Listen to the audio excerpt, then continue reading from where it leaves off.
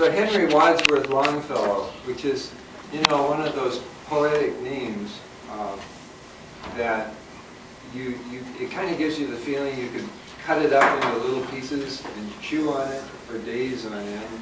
Henry Wadsworth Longfellow wrote this poem in 1860, so it's an oldie, but goodie.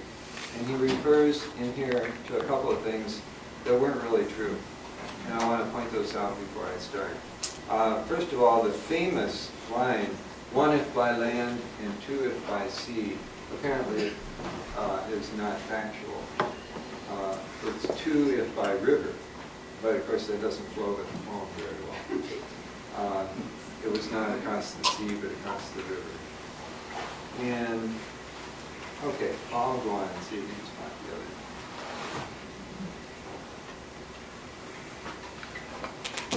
And it's addressed.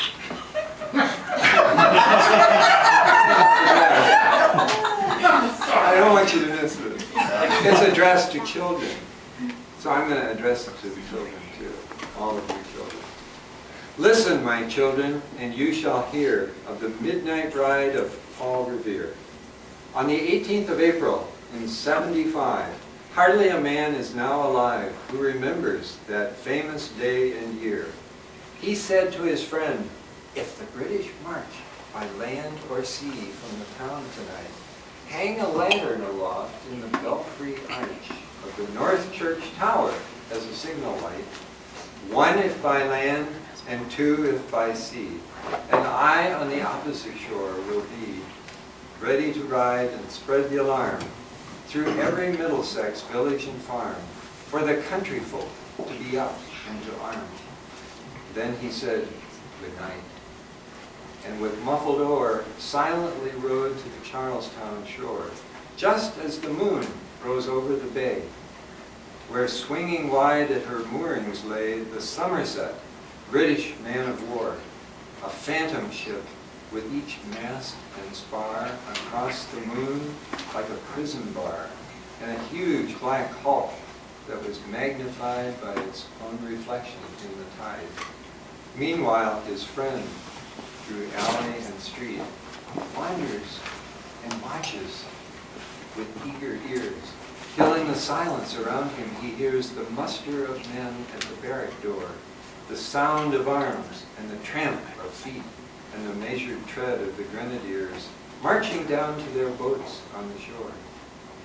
Then he climbed the tower of the old North Church by the wooden stairs with stealthy tread to the belfry chamber overhead, and started the pigeons from their perch on the somber rafters that round him made masses and moving shapes of shade by the trembling ladder steep and tall to the highest window in the wall,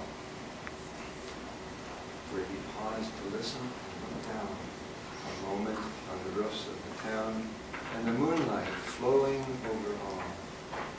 Beneath in the churchyard lay the dead, in their night encampment on the hill, wrapped in silence so deep and still that he could hear like a sentinel's tread the watchful night wind as it went creeping along from tent to tent and seeming to whisper, "All is well." A moment only he feels the spell of the place and the hour and the secret dread of the lonely belfry and the dead. For suddenly all his thoughts are bent on a shadowy something far away where the river widens to meet the bay, a line of black that bends and floats on the rising tide like a bridge of boats. Meanwhile, impatient to mount and ride, booted and spurred with a heavy stride, on the opposite shore walked Paul Revere. Now he patted his horse's side. Now he gazed at the landscape far and near. Then, impetuous, stamped the earth and turned and tightened his saddle girth. But mostly he watched with eager search the belfry tower of the old North Church as it rose above the graves on the hill, lonely and spectral and somber and still. And lo, as he looks on the belfry's height, a glimmer and then a gleam of light, He springs to the saddle, the bridle he turns, but lingers and gazes till full on his sight a second lamp in the belfry burns.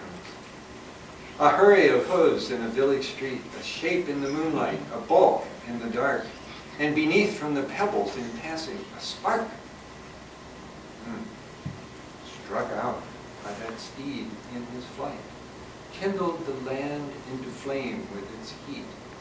He has left the village and mounted the steep, and beneath him, tranquil and broad and deep, is the mystic, meeting the ocean tides, and under the altars that skirt its edge, now soft on the sand, now loud on the ledge, is heard the stamp, the tramp of his steed as he rides.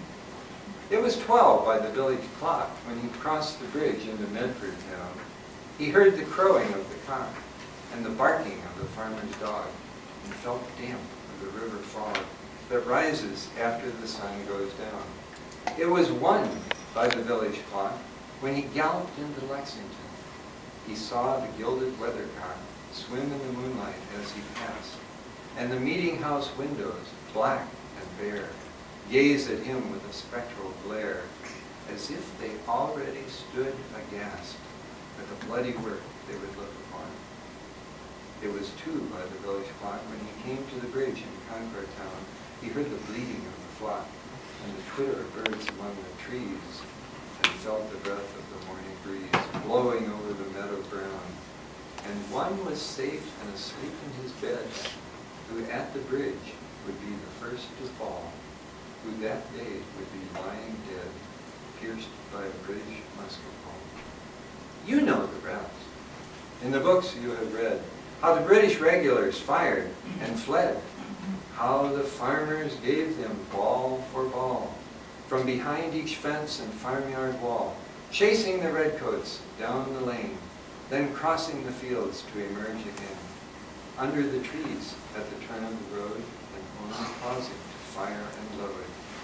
So through the night rode Paul Revere, and so through the night went his cry of alarm to every Middlesex village and farm, a cry of defiance and not of fear, a voice in the darkness, a knock at the door, and a word that shall echo forevermore.